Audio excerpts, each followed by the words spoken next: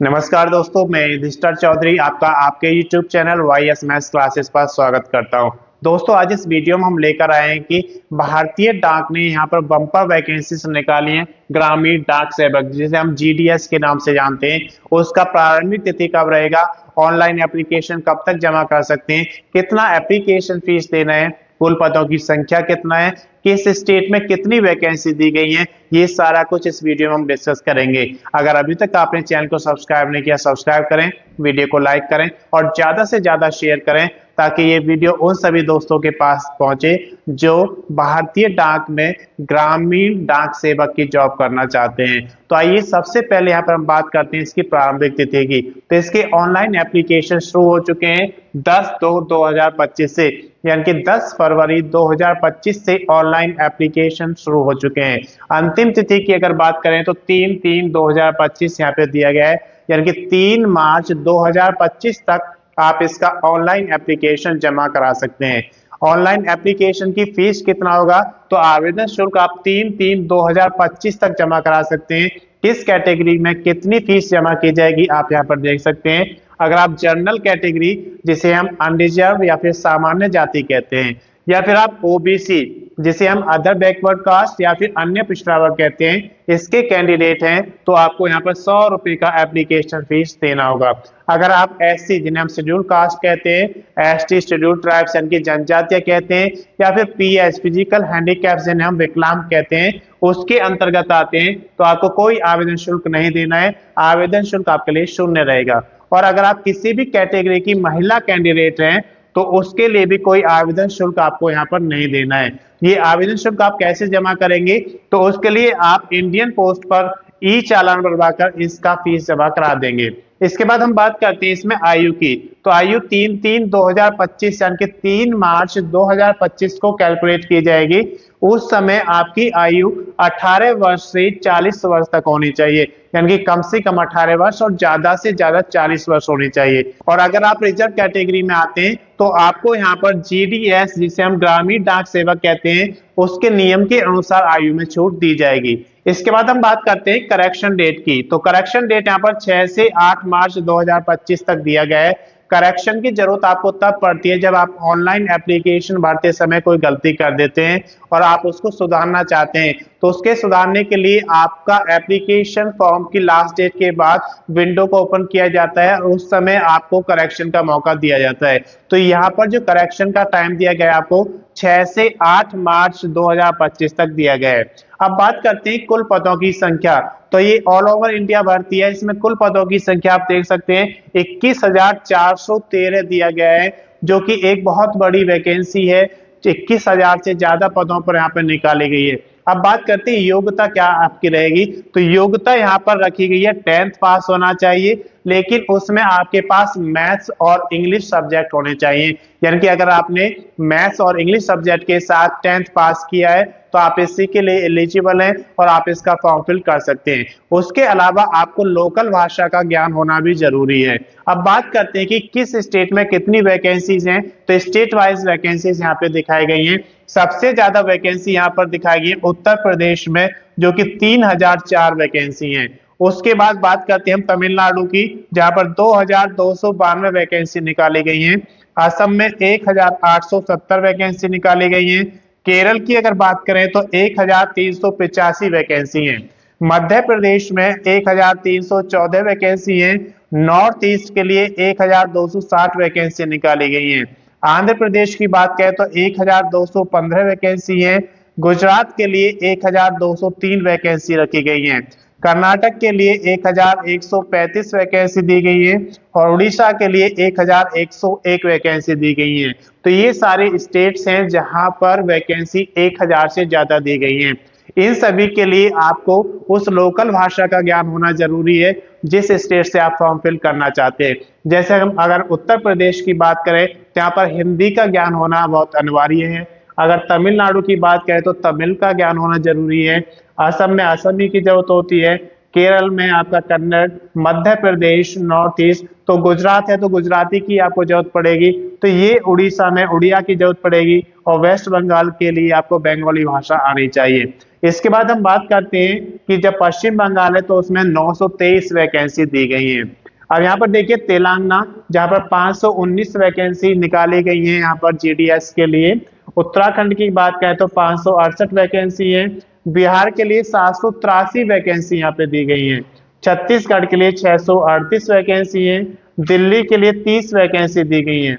हरियाणा की बात करें तो 82 वैकेंसी हरियाणा के लिए दी गई है। हिमाचल प्रदेश के लिए यहाँ पर 331 वैकेंसी है। जम्मू और कश्मीर के लिए 255 वैकेंसी दी गई है। झारखंड के लिए 822 वैकेंसी यहाँ पे दी गई है। पंजाब की बात करें तो 400 वैकेंसी निकाली गई है और महाराष्ट्र के लिए 25 वैकेंसी यहाँ पे निकाली गई है। तो ये स्टेट वाइज डिटेल्स आपको दी गई है कि किस स्टेट में कितनी वैकेंसीज निकाली गई है। हम बात करते हैं डॉक्यूमेंट्स की। तो जब डॉक्यूमेंट्स की बात करते हैं तो इसमें जब भी आप ऑनलाइन एप्लीकेशन फॉर्म फिल करते हैं तो उसमें आपको कुछ डॉक्यूमेंट्स अपलोड करने होते हैं। कौन कौन से डॉक्यूमेंट्स आपको अपलोड करने होते हैं, जैसे कि एलिजिबिलिटी। तो एलिजिबिलिटी में कौन से डॉक्यूमेंट्स आते हैं, जैसे यहाँ पर 10th पास आपसे मांगा गया है इंग्लिश और मैथ सब्जेक्ट के पास, तो उसके डॉक्यूमेंट्स की स्कैन कॉपी आपके पास होनी चाहिए। उसके अलावा एक आपके पास वैलिड आईडी प्रूफ होना चाहिए, एक वैलिड एड्रेस प्रूफ होना चाहिए। इनकी भी स्कैन कॉपी आपको अपने पास रखना है। आप किस स्टेट में रहते हैं उसका डोमिसाइल सर्टिफिकेट आपके पास होना चाहिए, और अगर आप रिजर्व कैटेगरी में आते हैं तो उसका कास्ट सर्टिफिकेट आपके पास होना चाहिए। ये सारे डॉक्यूमेंट्स आपके पास स्कैन कॉपी में होना चाहिए। हम बात करते हैं यहाँ पर बेसिक डिटेल्स की। तो बेसिक डिटेल्स में क्या होता है, जब आप ऑनलाइन एप्लीकेशन फॉर्म फिल करते हैं तो उस समय आपको अपनी बेसिक डिटेल्स देनी होती हैं, जैसे कि आपका name, father's name, date of birth, आपका परमानेंट एड्रेस, और अगर मेलिंग एड्रेस अलग है तो आपको फिल करने होते हैं। उसके अलावा आपको क्वालिफिकेशन उसमें फिल करनी होती है। जब ये सारी चीजें आप फिल कर देते हैं तो उसके बाद आप डॉक्यूमेंट्स अपलोड करते हैं। डॉक्यूमेंट्स अपलोड करने के बाद आप अपना फोटो और सिग्नेचर अपलोड करते हैं। तो फोटो आपको A4 साइज फोटोग्राफ्स रखना होता है अपने पास स्कैन कॉपी में। सिग्नेचर के लिए आप एक पेज पर सिग्नेचर करेंगे और उसके भी स्कैन कॉपी आपको अपने पास रखना है। तो जब ये सारी चीजें अपलोड हो जाएंगी उसके बाद आप उसका प्रीव्यू चेक करेंगे। प्रीव्यू चेक करना इसलिए इंपॉर्टेंट होता है क्योंकि उससे आपको मालूम चल जाता है कि अगर कोई गलती होती है तो आप उसे सुधार सकते हैं। और अगर प्रीव्यू चेक करने के बाद आपको लगता है कि सब कुछ ठीक फिल किया गया है तो आप उसका फाइनल सबमिशन कर देंगे। और फाइनल सबमिशन करने के बाद आप उसका प्रिंट आउट जरूर निकालेंगे, क्योंकि प्रिंट आउट लेने से आपके पास एक रिकॉर्ड रहता है कि उस भर्ती में कौन कौन से डॉक्यूमेंट्स आपने अपलोड किए हैं, कौन कौन से डॉक्यूमेंट्स आपको भर्ती में आगे रेडी रखने हैं। तो ये सारा रिकॉर्ड आपके पास प्रिंट आउट में रहता है।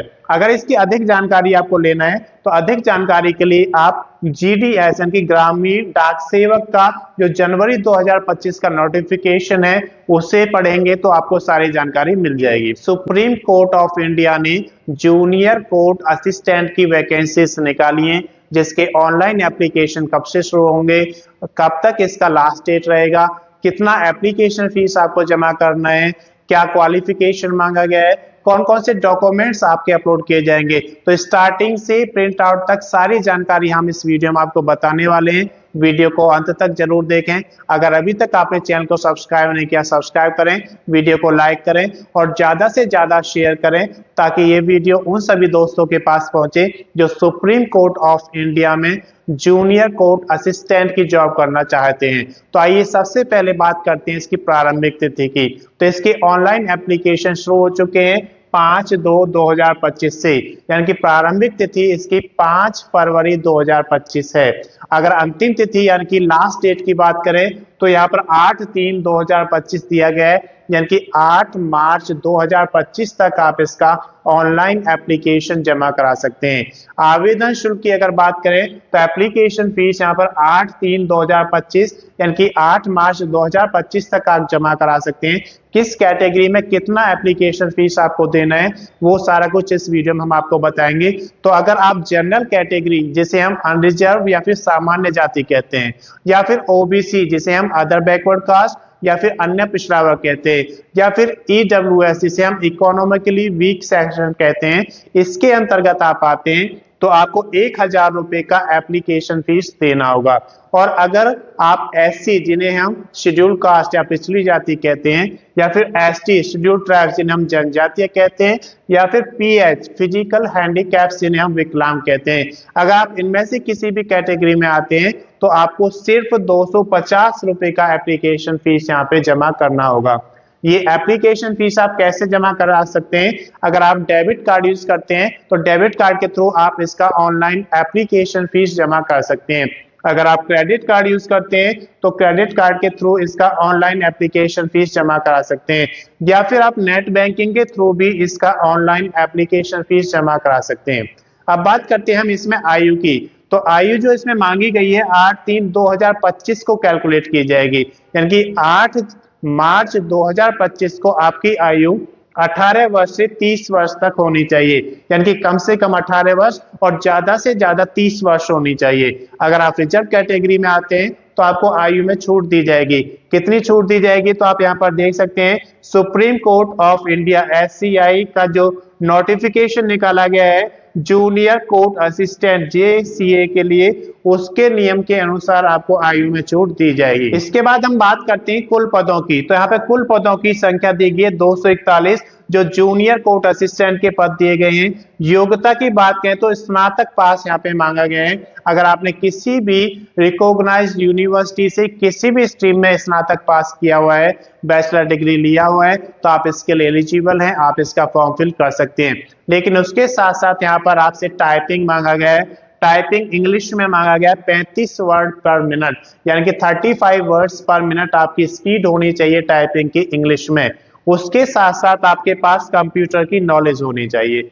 तो ये सारी अगर आपके पास योग्यताएं हैं तो आप इसके लिए एलिजिबल हैं, आप इसका फॉर्म फिल कर सकते हैं। तो ये जो वैकेंसी निकाली गई है जूनियर कोर्ट असिस्टेंट के लिए निकाली गई है, जो टोटल 241 वैकेंसी यहाँ पे दी गई है। इसके बाद हम बात करते हैं डॉक्यूमेंट्स की। तो जब भी आप कोई ऑनलाइन एप्लीकेशन फॉर्म जमा करते हैं तो उसमें आपको डॉक्यूमेंट्स अपलोड करने होते हैं। कौन कौन से डॉक्यूमेंट्स आपको अपलोड करने होते हैं? तो सबसे पहले बात करते हैं हम एलिजिबिलिटी की। तो एलिजिबिलिटी में कौन से डॉक्यूमेंट्स आते हैं? जैसे आपके क्वालिफिकेशन के डॉक्यूमेंट्स। तो यहाँ पर आपसे मांगा गया है कि योग्यता आपकी स्नातक है, यानी कि आपके पास स्नातक यानी कि बैचलर डिग्री की स्कैन कॉपी होनी चाहिए आपके पास डॉक्यूमेंट्स की, वो आपको रखने हैं। उसके अलावा आपके पास एक डोमिसाइल सर्टिफिकेट की स्कैन कॉपी होनी चाहिए। आप किस स्टेट में रहते हैं उसका डोमिसाइल सर्टिफिकेट आपके पास स्कैन कॉपी में होना चाहिए। कास्ट सर्टिफिकेट की बात करें तो अगर आप रिजर्व कैटेगरी में आते हैं तो आपके पास कास्ट सर्टिफिकेट की भी स्कैन कॉपी होनी चाहिए।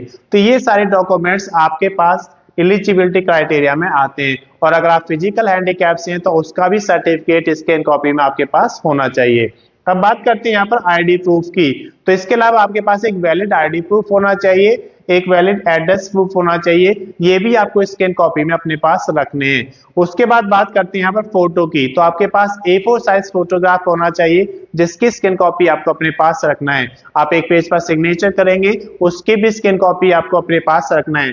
तो ये सारे डॉक्यूमेंट्स आपके पास रेडी होने चाहिए जब आप इसका ऑनलाइन एप्लीकेशन भरना शुरू करते हैं, क्योंकि ये सारे डॉक्यूमेंट्स आपको अपलोड करने होंगे। अब बात करते हैं यहाँ पर बेसिक डिटेल्स की। तो जब आप ऑनलाइन एप्लीकेशन फॉर्म भरना शुरू करते हैं तो उसमें कुछ बेसिक डिटेल्स आपको देनी होती है, जैसे कि आपका name, father's name, date of birth, आपका परमानेंट एड्रेस, और अगर मेलिंग एड्रेस अलग है तो वो भी आपको उसमें फिल करना होता है। आपको अपनी क्वालिफिकेशन उसमें फिल करनी होती है। जब ये सारी चीजें आप फिल कर देते हैं उसके बाद आप उसमें डॉक्यूमेंट्स अपलोड करेंगे, और जब डॉक्यूमेंट्स अपलोड हो जाएंगे तो उसके बाद आपको फोटो और सिग्नेचर अपलोड करने होते हैं। जब ये सारी चीजें अपलोड हो जाएंगी तो उसके बाद आप उसका प्रीव्यू चेक करेंगे। प्रीव्यू चेक करने से आपको एक बेनिफिट मिलता है कि अगर उसमें कोई गलती आपने की हुई है तो आप उसे सुधार सकते हैं, और अगर प्रीव्यू चेक करने से आपको लगता है कि आपने उसमें कोई गलती नहीं की है, सब कुछ ठीक है, तो आप उसका फाइनल सबमिशन कर देंगे। फाइनल सबमिशन हो जाएगा तो आप उसका प्रिंट आउट निकालेंगे। प्रिंट आउट निकालने से आपको एक बेनिफिट मिलता है कि आपके पास एक रिकॉर्ड रहेगा उसका, कि जैसे जैसे आप उस भर्ती में आगे बढ़ेंगे तो आपके पास सारा रिकॉर्ड रहता है कि उसमें आपको कौन से डॉक्यूमेंट्स रेडी रखने हैं। तो ये जानकारी आपके पास रहती है। अगर इसकी अधिक जानकारी आपको रखना है तो उसके लिए आप SCI यानी कि सुप्रीम कोर्ट ऑफ इंडिया का जूनियर पोर्ट असिस्टेंट का जो रिक्रूटमेंट 2025 का नोटिफिकेशन निकाला गया है उसे पढ़ेंगे। अथॉरिटी ऑफ इंडिया ने यहाँ पर सीनियर असिस्टेंट और जूनियर असिस्टेंट के लिए बम्पर वैकेंसीज निकाली हैं, जिसका ऑनलाइन एप्लीकेशन कब से शुरू होगा, अंतिम तिथि क्या रहेगी, कब तक आप इसका ऑनलाइन एप्लीकेशन फीस जमा करा सकते हैं, किस कैटेगरी में कितनी वैकेंसीज हैं, ये सारा कुछ इस वीडियो में हम डिस्कस करेंगे। अगर अभी तक आपने चैनल को सब्सक्राइब नहीं किया, सब्सक्राइब करें, वीडियो को लाइक करें और ज़्यादा से ज़्यादा शेयर करें ताकि ये वीडियो उन सभी दोस्तों के पास पहुंचे जो एयरपोर्ट अथॉरिटी ऑफ इंडिया में जॉब करना चाहते हैं। तो आइए सबसे पहले यहाँ पर बात करते हैं इसकी प्रारंभिक तिथि की। तो इसके ऑनलाइन एप्लीकेशन शुरू हो चुके हैं 4/2/2025 से, यानी कि 4 फरवरी 2025 से ऑनलाइन एप्लीकेशन शुरू हो चुके हैं। तिथि की बात करें तो 5/3/2025 तक आप इसका ऑनलाइन एप्लीकेशन जमा करा सकते हैं। इसके बाद हम बात करते हैं आवेदन शुल्क की। तो आवेदन शुल्क आप 5/3/2025 तक जमा करा सकते हैं। किस कैटेगरी में कितना आवेदन शुल्क आपको देना है आप यहाँ पर देख सकते हैं। अगर आप जनरल कैटेगरी, जिन्हें हम अनरिजर्व या सामान्य जाति कहते हैं, या फिर ओबीसी, अदर बैकवर्ड कास्ट, या फिर उन्हें हम अन्य पिछड़ा वर्ग कहते हैं, या ईडब्ल्यूएस, इकोनॉमिकली वीकर सेक्शन के अंतर्गत आते हैं, तो आपको यहाँ पर 1000 रुपये का एप्लीकेशन फीस देना होगा। अगर आप एससी, जिन्हें हम schedule caste, ST, schedule tribes यानी कि जनजातियां कहते हैं, या फिर आप किसी भी कैटेगरी की महिला कैंडिडेट हैं, तो आपको कोई आवेदन शुल्क नहीं देना है। ये आवेदन शुल्क आप नेट बैंकिंग के थ्रू जमा करा सकते हैं। अगर आप डेबिट कार्ड यूज करते हैं तो डेबिट कार्ड से ऑनलाइन एप्लीकेशन फीस जमा करा सकते हैं, या फिर आप क्रेडिट कार्ड से भी करा सकते हैं, या फिर आप ई चालान बनवा कर भी इसका एप्लीकेशन फीस जमा करा सकते हैं। इसके बाद हम बात करते हैं आयु की। तो आयु यहाँ पर 5/3/2025 को कैलकुलेट की जाएगी।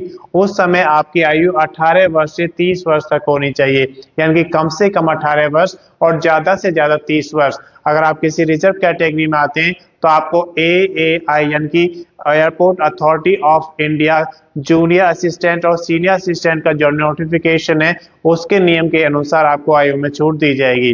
इसके बाद हम बात करते हैं कुल पदों की संख्या, जो कि 224 दी गई है, जिसमें जूनियर असिस्टेंट की अगर बात करें तो 152 पद दिए गए हैं, जिसमें आपके पास 10th या फिर 12th पास आउट होना चाहिए, और उसके साथ साथ ड्राइविंग लाइसेंस आपसे मांगा गया हैवी व्हीकल का, फिर या फिर लाइट व्हीकल का, और उसके साथ एक्सपीरियंस आपके पास होना चाहिए। इसके बाद हम बात करते हैं कि इसमें ऊंचाई आपका 167 सेंटीमीटर मांगा गया है पुरुष कैंडिडेट्स के लिए, और अगर आप महिला कैंडिडेट्स हैं तो आपको 157 सेंटीमीटर हाइट होना चाहिए। अब बात करते हैं सीनियर केस में। तो सीनियर असिस्टेंट में यहाँ पर सबसे पहले बात करते हैं 4 वैकेंसी दी गई है, जिसमें आपके पास मास्टर डिग्री होना चाहिए हिंदी या इंग्लिश सब्जेक्ट के साथ, या तो हिंदी सब्जेक्ट और उसके साथ इंग्लिश होना चाहिए, या फिर इंग्लिश सब्जेक्ट और हिंदी सब्जेक्ट आपके पास होना चाहिए। अगर अकाउंट्स की बात करें तो सीनियर असिस्टेंट अकाउंट्स में 21 वैकेंसी निकाली गई है, जिसमें आपके पास बैचलर इन कॉमर्स होना चाहिए, यानी कि बीकॉम आपके पास होना चाहिए, और उसके साथ साथ कंप्यूटर का ज्ञान भी आपको होना चाहिए, कंप्यूटर लिटरेसी आपके पास है, तो आप इसमें एलिजिबल हैं, आप इसका फॉर्म फिल कर सकते हैं। इसके बाद हम बात करते हैं सीनियर असिस्टेंट इलेक्ट्रॉनिक्स की, जिसके 47 पद यहाँ पे निकाले गए हैं। इसके लिए आपके पास डिप्लोमा होना चाहिए इलेक्ट्रॉनिक्स में, या फिर टेलीकम्युनिकेशन में, या फिर रेडियो इंजीनियरिंग में। अगर आपने डिप्लोमा किया है तो आप इसके लिए एलिजिबल हैं, आप इसका फॉर्म फिल कर सकते हैं। अब बात करते हैं यहाँ पर डॉक्यूमेंट्स की। तो जब भी आप कोई ऑनलाइन एप्लीकेशन फॉर्म जमा करते हैं तो उसमें आपको डॉक्यूमेंट्स अपलोड करने होते हैं। कौन कौन से डॉक्यूमेंट्स आपको अपलोड करने होते हैं? तो सबसे पहले हम बात करते हैं एलिजिबिलिटी की। एलिजिबिलिटी में आपके एजुकेशन के डॉक्यूमेंट्स आते हैं, और उसके साथ साथ आपके पास डोमिसाइल सर्टिफिकेट होना चाहिए। आप अगर रिजर्व कैटेगरी में आते हैं तो आपके पास कास्ट सर्टिफिकेट होना चाहिए। ये सारे डॉक्यूमेंट्स आपके पास स्कैन कॉपी में होने चाहिए। इसके अलावा आपके पास एक वैलिड ID प्रूफ होना चाहिए, एक वैलिड एड्रेस प्रूफ होना चाहिए। इनकी भी स्कैन कॉपी आपको अपने पास रखना है। उसके अलावा आपके पास एक फोटो होना चाहिए A4 साइज, उसकी स्कैन कॉपी आपको रखना है। एक पेज पर आप सिग्नेचर करेंगे, उसकी भी स्कैन कॉपी आपको रखना है।